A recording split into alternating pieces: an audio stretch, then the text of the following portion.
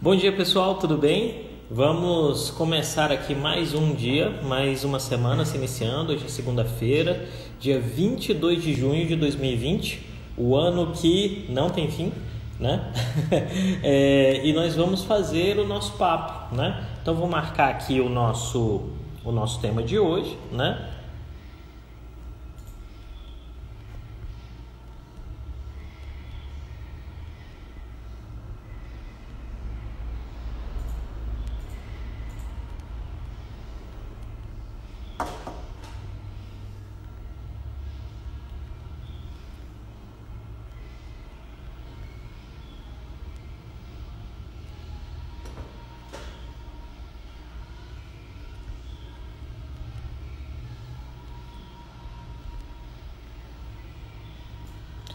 Vamos lá.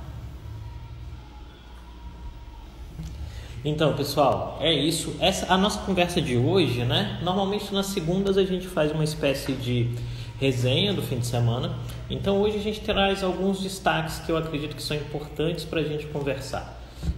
O adiamento das eleições municipais, que provavelmente vai ser votado ainda nessa semana. A questão do saneamento básico e o governo na defensiva. E um excelente fundo musical aqui, provido pelo vizinho aqui. Estou na casa da minha sogra e o vizinho tá mandando ver num bom rock, podia ser pior, né? Mas então hoje a nossa live tem um componente musical, uma oferta dos vizinhos aqui, né? Então, se você tinha alguma queixa acerca do fundo musical nessa live, saiba que essa queixa foi atendida no dia de hoje. Então nós temos um rockzinho. Eu não sei que banda é essa, não me lembro que banda é essa. Linkin Park. É Linkin Park, olha aí. Para quem gosta de Linkin Park, se for Linkin Park, temos aí um fim de semana que vem, uma semana que se inicia com uma pauleira, porque política no Brasil não é para amadores, não é verdade? E falando nisso, vamos lembrar, eu quero agradecer as mais de 1.600 pessoas que têm seguido essa página no Instagram. Quero agradecer as mais de 5.000 pessoas que estão seguindo a gente no Twitter também, as pessoas que têm participado todas as semanas desse papo. E dizer que a gente está aqui para fazer esse diálogo todos os dias, né? Se tem alguma intercorrência a gente avisa. Mas a ideia é que de segunda a sexta a gente faça essa conversa baseada em muita análise, lembrando que uma coisa importante, né? Análise não é jogar búzios, análise não é embaralhar baralho cigano, né? Análise tem métrica, tem processo. Então, eu acho que é importante a gente pautar isso aí. Nada contra quem faça, mas não é a nossa pegada aqui. Então, vamos lá, gente. Segunda coisa se você quer que algum amigo participe do nosso papo, clica nesse aviãozinho aqui, encaminha ele, chama ele para vir conversar com a gente, né? Essa live depois fica disponível no IGTV e vai para o YouTube também. Sempre um prazer falar com vocês. Eu acho que o vizinho está assistindo a live porque a música parou. Então, nós temos mais um seguidor aqui, o que nos deixa altamente felizes. Se ele voltar a música, não quer dizer que ele não está gostando da live. Ele só quer aumentar o nível de musicidade do nosso diálogo, tá bom? Então, vai lá, convida seus amigos. E lembrando, a ideia é que você faça perguntas aqui. Clica nessa interrogaçãozinha do Instagram que está embaixo da sua tela. Manda sua pergunta para mim e a gente vai respondendo e dialogando, tá bom? Sempre um prazer falar com vocês, pessoal. Vamos lá. O que tem acontecido nos últimos dias, né? Como nós vimos na semana passada, aconteceu aquela operação da Polícia Civil do Estado de São Paulo que resultou na prisão do Fabrício Queiroz, em inquérito que está sendo organizado pelo Ministério Público do Rio de Janeiro, que investiga a questão das rachadinhas, né, envolvendo Queiroz, Flávio Bolsonaro, essa coisa toda. E isso foi uma pancada bem grande no governo Bolsonaro, uma pancada bem grande, tão forte que em algum sentido significou que o governo manteve silêncio, né? Isso quer dizer, o presidente Bolsonaro, que vinha em uma constante, em que ele sempre estava fazendo aparições públicas, falando bastante, tarará, tarará, tarará, naquele estilo característico dele, nesse fim de semana teve um perfil mais baixo. Ele foi ao sepultamento de um colega paraquedista que infelizmente morreu em um acidente na última semana. Deixo aqui meus sentimentos à família, não conheço, mas isso não me impede de me solidarizar, aqueles que perdem os seus entes de maneira trágica. E lá nesse evento ele fez uma fala curta, saiu, sem dar declarações e não participou de nenhum ato de apoio a manifestações na esplanada dos ministérios. Lembrando, o governador do Distrito Federal fechou a esplanada dos ministérios desde aquela questão que envolveu o fechamento do acampamento de apoiadores do presidente Bolsonaro. Então o pessoal está manifestando nas vias paralelas, né? Sendo que a oposição ocupa um lado e os apoiadores do presidente o outro, mas para se evitar confronto, que parece ser uma medida de bastante precaução da Polícia Militar do Distrito Federal. Graças a Deus não houve nenhum tipo de confronto, ressaltando o fato de que estamos em meio a uma pandemia. O ideal seria que ninguém estivesse na rua. Então, o primeiro elemento é esse, né, que marca a semana. Isso significa dizer, nós precisamos observar como o governo vai reagir a um momento novo de pressão e de crise que coloca mais uma vez o presidente na defensiva, sobretudo pelo fato de que algumas dessas implicações e acusações chegam muito próximas do núcleo familiar. O senador Flávio Bolsonaro é filho do presidente da República e isso pode gerar algumas dificuldades para o presidente, né? Em paralelo, a gente tem outras duas questões que são bastante importantes para o governo e bastante importantes para a sociedade, que a gente pretende falar aqui um pouquinho também. A primeira é o fato de que há uma possibilidade de que as eleições sejam adiadas, né? As eleições municipais no fim do ano. É provável que nesta semana o Congresso Nacional delibere sobre um adiamento. O presidente do Senado, Davi Alcolumbre, já externalizou seu interesse de votar em 2 turnos o adiamento das eleições e já resolver a fatura nessa semana. Isso pode acontecer e pode acontecer porque, não sei se você está acompanhando isso, mas o Congresso brasileiro foi o primeiro congresso, hoje eu não sei se é o único congresso fazendo isso, mas foi o primeiro congresso do planeta a votar remotamente durante a pandemia. E isso mudou a dinâmica das votações, significa dizer, tudo está muito rápido, né? Então, os presidentes das casas têm tido a possibilidade de avançar as pautas com muita velocidade. Então, provavelmente a gente vai ver sim uma votação em 2 turnos da questão que envolve o adiamento das eleições e teremos um novo calendário eleitoral aí na próxima semana, provavelmente, né? À medida que tudo seja feito direitinho, sancionado, não sei o que, a gente vai saber como fica esse processo. E aqui a Gabriela, que trabalha com a gente na Dharma, nossa parceira lá na Dharma, explicando que a PEC 1820, né, para você que está nos acompanhando, está pautada para amanhã, para ser votada em primeiro turno. E o saneamento pautado para quarta. E aí vem. E por que o saneamento básico entrou aí, Cramar? Porque esse é um momento em que o governo precisa de uma agenda positiva, né? O que significa dizer o quê? O governo precisa ter o que mostrar. E a pauta de saneamento básico pode ser essa saída. Por quê? Porque saneamento é um problema. Se todos nós nos lembrarmos do início da pandemia, uma grande questão que envolveu um ato que é muito simples, que é de lavar as mãos, né? Em várias grandes cidades brasileiras e em outros pontos do país não tão grandes do ponto de vista de concentração urbana, nós vimos uma realidade irrevogável, que é o fato de que a pessoa não tinha água para lavar as mãos, né? Aqui eu estou me referindo, por exemplo, às comunidades no Rio de Janeiro, Vidigal, Rocinha, onde o Estado e a cidade do Rio de Janeiro fracassaram em termos de governo em fornecer saneamento básico às suas populações. Então chegou-se a uma situação em que você não tinha como lavar as mãos com a água fornecida. Por quê? Porque no caso específico do Rio, a água está muito contaminada pela geosmina, né? Que é uma bactéria muito perigosa, e isso inviabiliza uma ação de asepsia muito simples.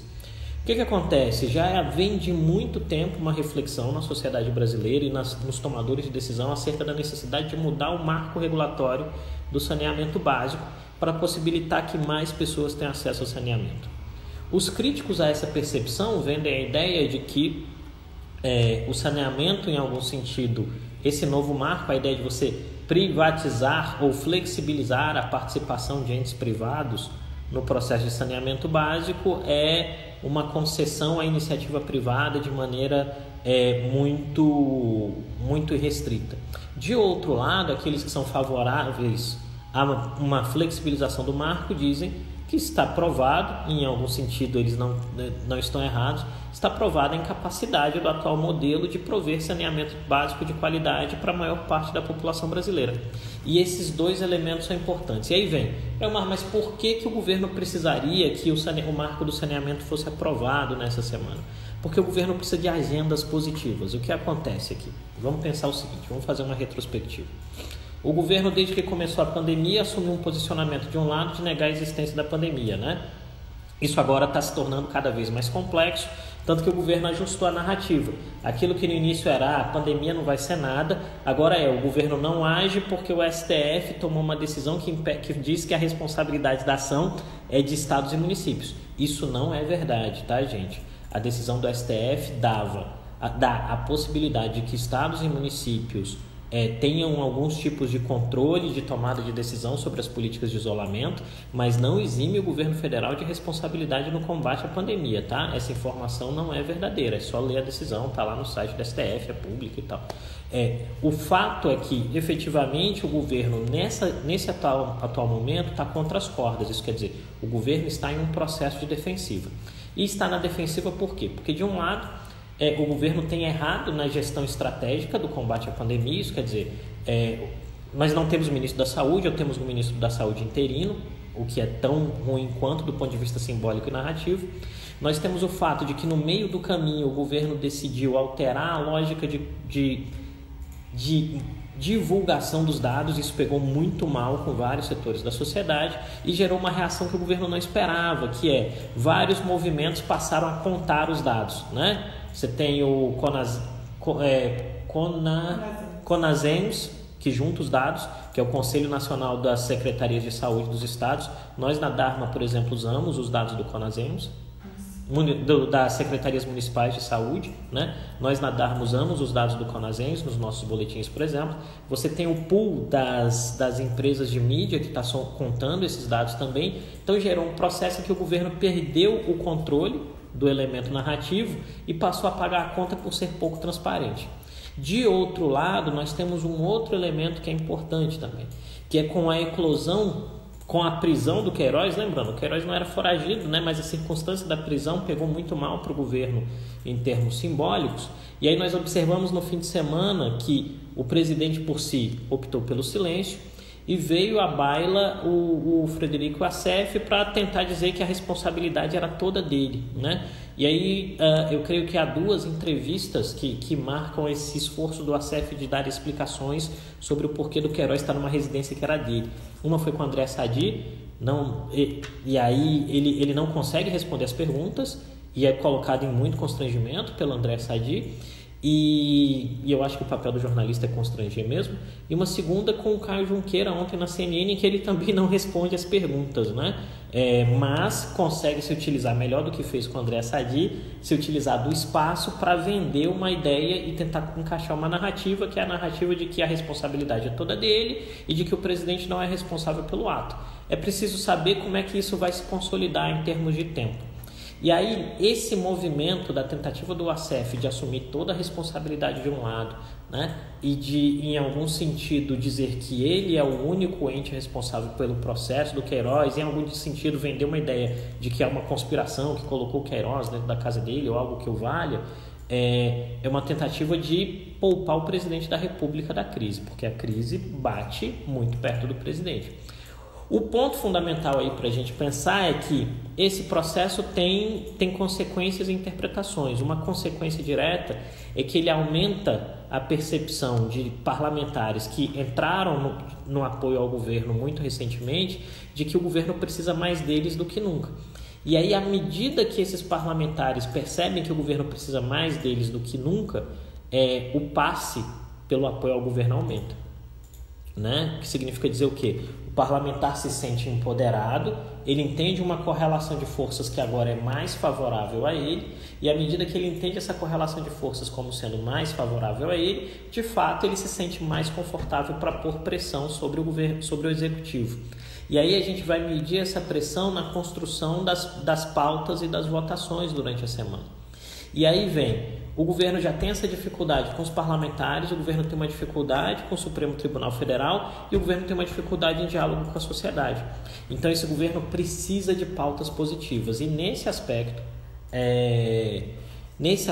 o silêncio é revelador, né? Porque vamos lembrar o seguinte, desde o início do governo Bolsonaro e mais aceleradamente durante a pandemia, este é um governo que se caracterizou sobretudo pela figura do presidente da República por falar. né? O presidente, sempre que pôde, falou, foi à rua, né? E se posicionou muito claramente contra determinado tipo de conjuntura, de fala de inimigo político. Nesse fim de semana o presidente ficou quieto. As declarações do presidente foram dadas em uma live no YouTube em que ele chamou a prisão do Queiroz de espetaculosa e quis dar o assunto como encerrado, né? Mas esse é um momento complicado. E olha que eu nem entrei na questão do Weintraub, hein? Não entrei na questão do Weintraub nos Estados Unidos com passaporte diplomático e essa confusão toda. Então, assim, a situação como um todo para o governo é de momento de defensiva. E essa defensiva, de fato, cria uma situação que estrategicamente gera a necessidade de pautas positivas. E aí nós apostamos nesse aspecto de que a mudança da data das eleições e o saneamento básico como elementos fundamentais podem servir para que as atenções sejam direcionadas para outro lugar e que o governo tenha um pouco de respiro para pensar algumas questões importantes. Vamos lá, questões importantes que o governo tem que pensar. Uma, quem vem para o lugar do Abraham Weintraub? Vai o Paulo Vogel de interino? Vai escolher-se outro nome? Vai se entregar essa pasta ao Centrão? 2, como o governo vai lidar, por exemplo, com a relação entre o próprio governo e os partidos que se tornaram aliados, os parlamentares que se tornaram aliados desse governo, né? Como ele vai fazer para manter esse pessoal na base? É um outro elemento importante. 3, né? De fato, à medida que você consiga resolver as duas primeiras questões, tem uma terceira que é muito importante, que é a necessidade de estabilização da relação do governo com o STF, né? E um quarto desafio que é muitíssimo importante, que é como o governo vai se preparar em termos narrativos para eventuais avanços que impliquem diretamente o presidente ou seus entes familiares nas investigações que estão em curso. E aí a gente está falando MP do Rio de Janeiro com a investigação das rachadinhas, fake news e atos antidemocráticos. Tudo isso, em algum sentido, pode se transformar em algum sentido em elementos de dificuldade para o governo durante essa semana. Então, eu creio que o panorama é bastante interessante. Por quê? Porque do lado do governo, aquilo que sempre nos movimenta numa segunda-feira, que era avaliar a performance do presidente, uma ação pública ou algo do gênero, nessa semana a gente não tem. O presidente está quieto até agora, né? Mas ele sempre pode soltar alguma coisa no decorrer do dia. Mas de outro lado, nos bastidores há uma enorme efervescência e uma enorme pressão no sentido de dizer, olha, o que vai acontecer durante essa semana, né? Como o governo vai conseguir reagir? Outro elemento que chama bastante atenção também nesse fim de semana e que eu acho que vale a atenção de vocês, e eu estou quase encerrando, então, antes de encerrar, comecem a mandar as perguntas para a gente não perder tempo, tá bom? Solta a sua pergunta aí para a gente poder ir respondendo. Usa a ferramentazinha do Instagram aí e solta a pergunta. Outro elemento que é bastante importante, gente, que é um diferencial das últimas semanas, reparem, durante toda essa crise que envolve a pandemia, os ministros militares sempre fizeram pronunciamentos muito fortes em favor do presidente da República, né? O general Heleno, o vice-presidente Mourão, o ministro Ramos, o ministro Braga Neto, esse pessoal sempre veio a defesa da presidência. Nesse fim de semana, não. Eu acho que isso é importante ser observado. Neste fim de semana, não houve uma manifestação clara dos ministros egressos das Forças Armadas em favor do presidente da República, né? E isso é um indicativo. É um indicativo de que pela primeira vez houve silêncio. O presidente também fez silêncio, tirando a questão de chamar tô arrumando meu bigode. Tirando a questão de chamar a prisão do Queiroz de um movimento espetaculoso, o presidente falou muito pouco. Mas é fundamental lembrar que os ministros militares não falaram nada até o presente momento. Podem falar no decorrer da semana, pode acontecer alguma coisa, eles virem, mas assim, nos últimos dias esse silêncio é revelador, né? É revelador de que há uma preocupação com os danos que uma eventual investigação possa gerar sobre uma fala que seja de apoio ao presidente. Então, esse silêncio é um elemento que vale a pena a gente prestar atenção. E aqui eu vou terminando a minha fala inicial e vou passar para as perguntas. Deixa eu ver se tem alguma pergunta aí. Opa, já tem 2 perguntas. Então, a primeira pergunta eu não tenho como responder, é a Bonnie me zoando, perguntando quais os números da próxima mega premiada, né? Como a análise não envolve predição de futuro nem bola de cristal, minha querida amiga, eu não tenho como responder essa, tá bom? Não sei, não faço ideia, mas tem uma turma por aí fazendo isso, então a gente vê, né? E aí eu acabei de receber aqui uma informação, uma orientação que é: se eu soubesse os números da Mega, eu não diria, tá bom? Recebi aqui uma voz com muito poder sobre mim, né? Uma espécie de guia que eu não poderia dizer mesmo se soubesse, mas não sei. Essa pergunta aqui: olá, tudo bem? Você me mandou essa pergunta também no post de perguntas. Eu vi agora, responder depois, mas eu já respondo agora também. Respondo por lá depois também. Então, sobre o MEC, bem interessante sua pergunta, tá? O que me parece é que o governo tem 3 opções, né? Ou ele indica um interino para ter uma saída Pazuello, ou ele vem com um olavista, ou ele cede ao Centrão. Na sexta-feira passada, o governo estava muito inclinado a indicar alguém que fosse muito próximo dessa ala olavista, porque o Ministério da Educação é estrategicamente importante para essa turma, né? No sentido de prover uma espécie de revolução de mentalidades, dos métodos educacionais e tal, e por aí vai. E de outro lado, tem as pressões, né? Tem uma pressão bem forte do Centrão, porque o MEC tem um orçamento muito grande. Saúde e educação tem orçamentos grandes no Brasil. E isso é um contrassenso, né? Porque tem muito dinheiro, mas a gente tem muita dificuldade de avançar as políticas públicas. Então tem uma pressão do Centrão e de alguns ministros mais técnicos, no sentido de que o presidente escolha um nome que tenha mais experiência, mais cancha, que entregue resultados, né? Já numa perspectiva de pós-pandemia, sabe? E de outro lado, tem também essa percepção de que você pode aproveitar o Paulo Vogel que está lá e deixar as coisas assentarem para depois você ver quem se torna o ministro. Mas a perspectiva é bastante complicada. Eu já ouvi uns 6 nomes diferentes aqui, a gente colocou alguns em alguns relatórios, mas é uma perspectiva complexa, porque o que acontece? Se fosse um ano atrás, vamos lembrar a saída do Vélez e a chegada do Weintraub. Como o governo Bolsonaro não sofria pressão de todos os lados, saiu o Vélez e o Bolsonaro indicou o Weintraub, que era um degrau acima do Vélez em termos de posicionamento pró-olavista. Como o momento hoje é outro, o que acontece? Nós temos que a situação obriga o governo a pensar um pouco mais. Então aquilo que era um posicionamento já mais explícito deu uma arrefecida, deu uma recuada, e essa recuada tem gerado um novo tipo de ação e de posicionamento, entendeu? Mas obrigado pela pergunta.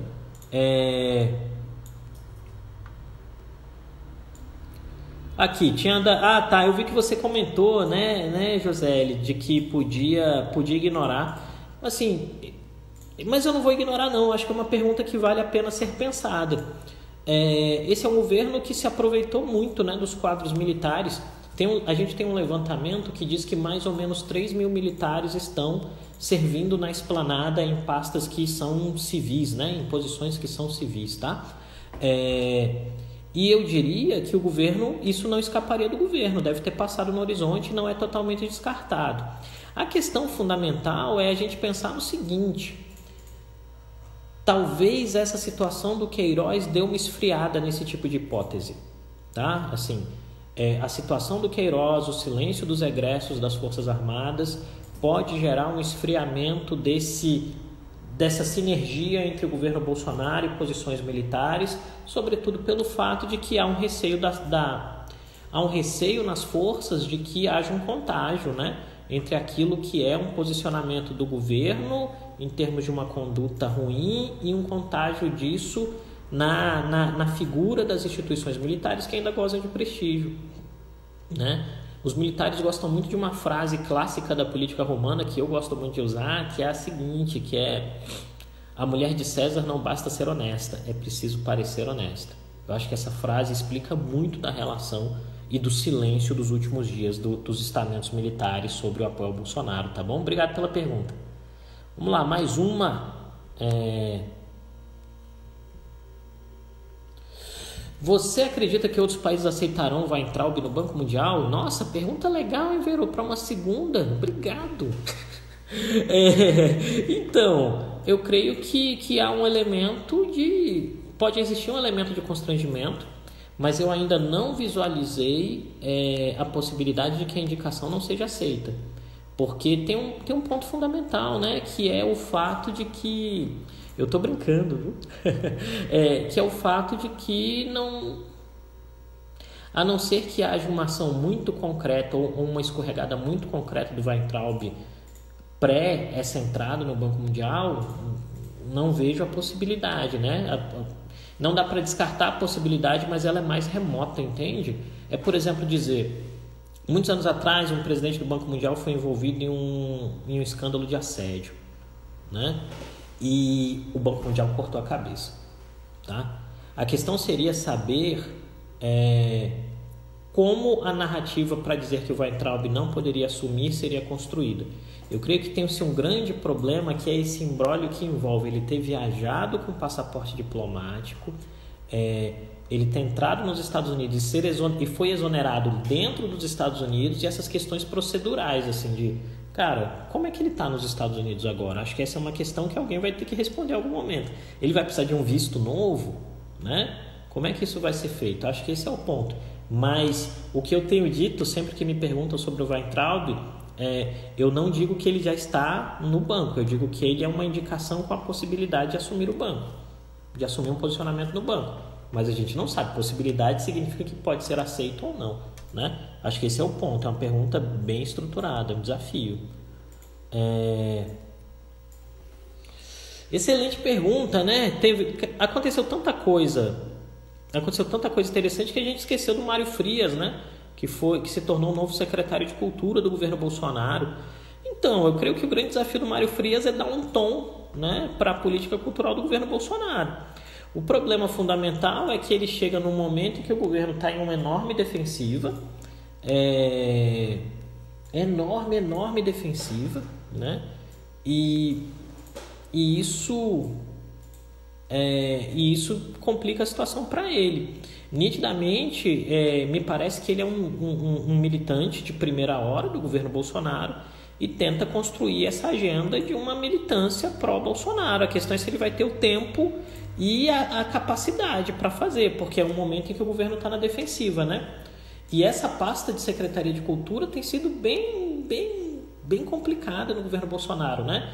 Teve aquele primeiro caso lá, que foi uma tragédia. Eu nunca digo o nome de nazista, tá, gente? Eu não digo nomes de nazistas. Teve aquele cara do vídeo, depois teve a Regina Duarte, que foi bem complicado para ela, inclusive, o contexto, tudo. E agora tem o Mário Frias, ver o que ele vai conseguir entregar. Eu creio que o governo ganha alguém que vai ter mais capacidade de interlocução com a base. O desafio é saber se essa capacidade de interlocução com a base vai funcionar nesse exato momento, que o governo está na defensiva. Eu creio que esse é o ponto, tá bom? Eu quero responder aqui o meu amigo Fernando, que ele disse aqui, ó, ele disse que eu tinha que socializar os números da Mega Sena. Não tenho, não. Não vou socializar os números da Mega Sena, não. Mesmo porque eu não tenho. Mas se tivessem, iam ser privados.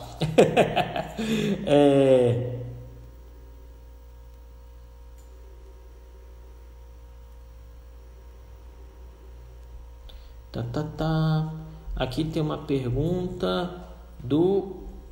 Eu acho que eu passei uma aqui, ó. Passei uma. Essa estava lá no iniciozinho, né? Mourão transita entre a prudência democrática e defesa contundente do governo, né? A atual reação cortou um pedacinho, tá, Guilherme? Ficou grande o texto. Mas vamos falar um pouquinho do Mourão. Eu creio que o Mourão vinha, junto com os outros ministros militares, muito numa ideia de que ele tinha que defender o governo. Mesmo porque há uma percepção muito clara de que esse é um governo complicado, no sentido de que tem essa ideia do confronto deixa em alguns momentos os tomadores de decisão muito próximos de uma paranoia, né? Então, é um governo que está caçando inimigos o tempo todo. E o vice-presidente Mourão e os ministros militares assumiram, nos últimos meses, um posicionamento de claramente estarem favoráveis ao governo. Agora, quando envolveu essa questão do Queiroz e o risco, e aí eu creio que o risco no horizonte não é a questão das rachadinhas, tá? E eu não estou dizendo que as rachadinhas não sejam corrupção, são. O problema fundamental é que o Ministério Público do Rio de Janeiro encontrar algum tipo de correlação que ligue Flávio, Queiroz, a ação de milícias no Rio de Janeiro e eventualmente isso chegue muito perto do presidente da República. Eu não vejo em termos de... E eu falei isso com alguns clientes no fim de semana, eu não vejo ninguém na cúpula das Forças Armadas prestando algum tipo de apoio ou tolerância a isso, né? E eu creio que talvez por isso as forças tenham ficado em silêncio e representantes das forças no governo, e o único representante das forças de fato no governo é o Luiz Ramos, porque ele ainda está na ativa, né? O Braga Neto e o Mourão são oficiais da reserva, o Heleno também. Eu creio que esse silêncio está muito aí, por essa preocupação de preservação da instituição, tá? Agora, o Mourão é vice-presidente da República, né? Dependendo do que acontecer, os olhares vão ter que ser direcionados a ele. Sim, ele é o cara a ser observado, eu creio que sim.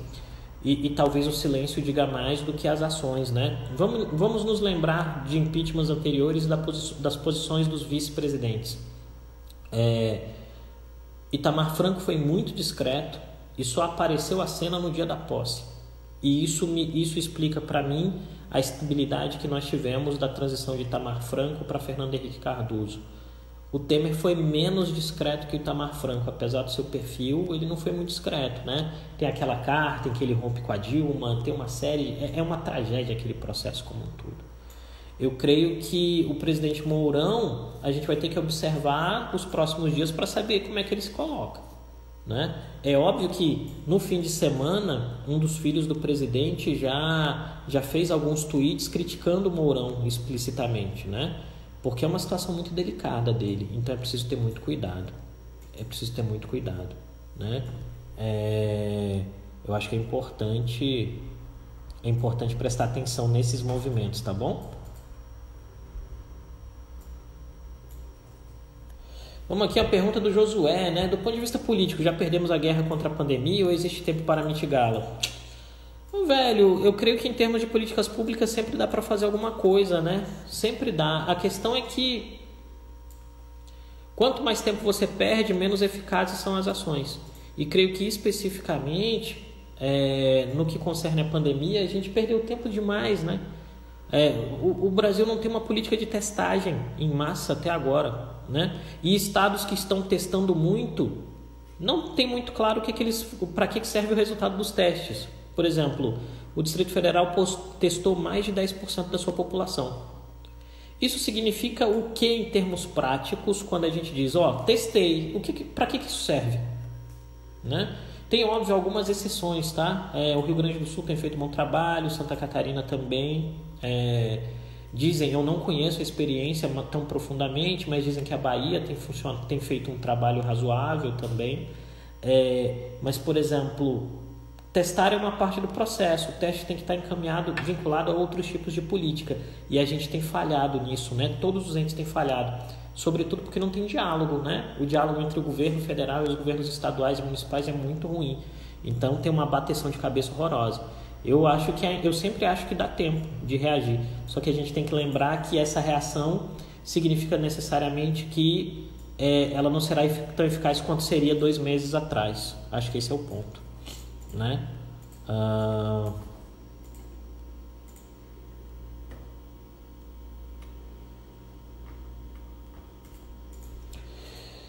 Tá. Aqui, professor André Lopes, né? O Congresso não foi tão enfático quanto a análise. Você consegue fazer uma leitura dessa timidez congressual? Está falando do Queiroz, André? Se for sobre o Queiroz, eu creio que está todo mundo em compasso de espera, né? Eu creio que está todo mundo em compasso de espera nesse exato momento. Eu creio que há uma necessidade de tentar entender o que está acontecendo, né? Ninguém quer se precipitar, ninguém quer cometer algum erro, está todo mundo bastante assustado, né, sobre essas questões. Então, compasso de espera, está na mão do Ministério Público do Rio de Janeiro, vamos ver o que acontece. Quem se movimentou muito foi o ACF durante o fim de semana, falando muito, mas, né, tem que observar. Tem um comentário aqui, é um comentário da Josélia. Há dúvidas aqui no Rio Grande do Sul a eficácia das políticas de enfrentamento à pandemia, tendo visto o crescimento atual do contágio. Esse é um ponto importante, Josélia. Obrigado pelo seu comentário.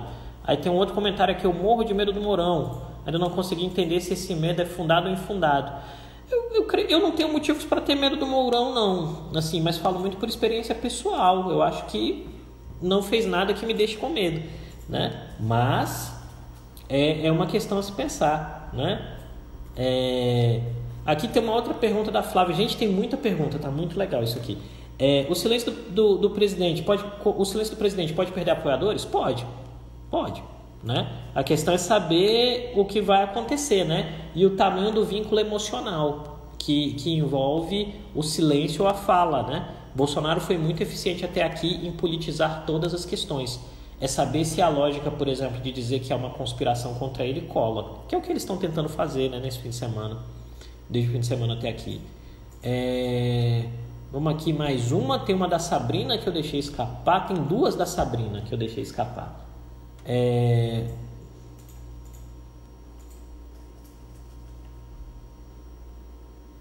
Aqui a Sabrina perguntando se o governo tem a possibilidade de criar políticas públicas melhores em relação à pandemia. Sempre tem, Sabrina. A questão é se vai conseguir. Eu creio que hoje o desafio do governo em termos de combate à pandemia é que faltou o timing, né? O governo perdeu o timing e hoje o governo perde governança. Isso quer dizer, a capacidade do governo de criar agendas e de tornar as agendas práticas é cada vez menor. E isso é muito ruim. É ruim em termos de horizonte, é ruim em termos de valores daquilo que a gente precisa, né, para resolver o problema. Vamos aqui mais uma. Tem uma da Lidiane, né? Obrigado, Lidiane. O modo de confrontação está ficando desgastado, cansativo também? O governo chegou no ponto de virada? Essa pergunta é excelente, Lidiane. A questão é, eu acho que o governo já devia ter entrado num ponto de virada. Minha percepção pessoal, em termos de análise e estratégia, é que o governo perdeu a oportunidade, quando apareceu a pandemia, de entrar num ponto de virada e sair dessa ideia de que governo para poucos e entrar na ideia de que governo para muitos, né? E efetivamente, à medida que ele esqueceu essa ideia de que governa, deixou de lado essa ideia de que governa para muitos, ele lidou com os benefícios e os malefícios da escolha. O benefício da escolha mais nítido foi a possibilidade de criar um exército, uma barreira em termos de popularidade que não decresce dos 30%. E o governo foi bem sucedido nisso. O desgaste, na minha percepção, vem do fato de que só isso é suficiente. E aí se estoura algum tipo de escândalo que faça com que esses 30% diminuam. Como é que o governo vai sair? E aí é o risco e o custo de criar uma narrativa feita para poucos e não para todo mundo. Eu creio que esse é o desafio, né? E me parece que o governo, a janela vai fechando. A cada dia que o governo não toma uma decisão, a janela vai fechando, né? E aí é saber se vai ter espaço para passar pela janela em algum momento. Obrigado pela pergunta, querido. Pergunta do nosso amigo El aqui. Dentro do... na questão do Weintraub, será que o embaixador chinês no Brasil vai se movimentar para impedir? Não sei dizer. Eu sei que o Weintraub criou muitos inimigos, né? E esses inimigos, em algum sentido, colaram também no governo. Eu creio que pode dar um pano para manga essa questão aí da indicação dele no Banco Mundial. Vamos ver o que vai acontecer, né? Vamos lá. Então, tem esse movimento aí, né, de querer impeachment o Toffoli, o Alexandre de Moraes. Cara, não cola. Assim, não é a primeira vez que isso acontece. Essa tentativa de narrativa já tentaram empregar essa narrativa em outros momentos da história política recente. Não avança, né? Eu creio que o governo me parece que é um equívoco do governo do ponto de vista estratégico a construção de uma lógica de que você insistir no diversionismo, né? insistir no diversionismo, insistir na ideia de tentar mudar o foco. O que o governo precisa nesse exato momento é de agenda. O governo não tem agenda, né? Assim, em termos de métrica, o governo não tem agenda. As políticas públicas do governo não estão funcionando, né? Talvez a única agenda que o governo tem nesse exato momento seja o auxílio emergencial, que não é o suficiente por si para sustentar um governo, né? Ainda mais quando você entra na discussão, vai prorrogar, não vai prorrogar, quanto vai ser o valor, né? O governo tem tido essa dificuldade. Infelizmente para nós, como cidadãos brasileiros, esse é o momento em que o governo federal tem patinado em termos de construção de agendas, né? E isso cria uma dificuldade, que é construída pelo próprio governo em determinado sentido, né? E aí você surge com os balões de ensaio, impeachment o Toffoli, impeachment o Alexandre de Moraes, que não tem funcionado, né? O governo tentou essa estratégia, ou não o governo, né? A militância de apoio ao governo tentou essa estratégia com a ideia dos atos antidemocráticos e a reação foi pesadíssima. Então, eu creio que isso é um elemento diferencial que cria uma dificuldade nesse exato momento. Tá bom? Obrigado pela pergunta, cara. Espero ter respondido aí. Eu creio... Será que eu passei todas? Ah, tem uma aqui, ó, de auxílio emergencial para fechar. Uma possível redução do auxílio emergencial pode secar a base? Eu não sei se seca a base ou se seca a transição da base, né? Porque, na verdade, aí, Isa, o que acontece é o auxílio emergencial entra dentro de um grande panorama em que o governo está tentando compensar a perda de apoiadores de classe média por apoiadores de renda baixa, né? E aí, se você, de repente, diminuir o valor ou diminuir o escopo, tem muita dificuldade para pagar, né? Muita gente ainda não recebeu o auxílio, isso cria dificuldade. Isso cria dificuldade. A questão fundamental é saber se o governo tem tempo para fazer essa transição de base, que é o esforço desde o início da pandemia, quando se criou a ideia do auxílio emergencial. Gente, 43 minutos de live. Eu quero agradecer a cada um de vocês que mais uma vez veio conversar comigo. Muito feliz de ver gente de outros estados aí, pessoal do Rio Grande do Sul, tem gente de São Paulo, muito legal. Quero agradecer as pessoas que são de outros estados e que estão assistindo. Significa dizer que nosso esforço tá nacionalizando, que é sempre uma ideia. É um prazer enorme fazer esse diálogo com vocês. Peço que vocês sigam nos acompanhando aqui, compartilhem os nossos diálogos. E se tiverem temas, perguntas, joga no direct pra gente. É sempre um prazer quando a gente recebe uma sugestão de tema e pode colocar para conversar, tá bom? É isso. Então amanhã a gente está aqui ao meio-dia de novo para conversar mais um pouquinho. Sejam sempre muito bem-vindos. E lembrem-se, análise não é conversa de bar. E essa é uma página do Instagram que faz análise política. Não tem bola de cristal, nem nada assim, né? A gente faz análise honesta, análise vinculada à compreensão de processos políticos como um todo, tá bom? Eu queria agradecer a Thaís que explicou aí, ó, a questão da entrada do Weintraub nos Estados Unidos usando um visto de turista, né? Valeu, gente. Obrigado por todos que estão conversando com a gente todas as semanas. E vamos em frente. Mais uma semana se iniciando. Vamos manter a pegada. Abração, fiquem bem, lavem as mãos, cuidem dos idosos, cuidem uns dos outros. Se for pra rua, regrinha de distanciamento social, tá bom? Beijão, se cuidem. Tchau, tchau.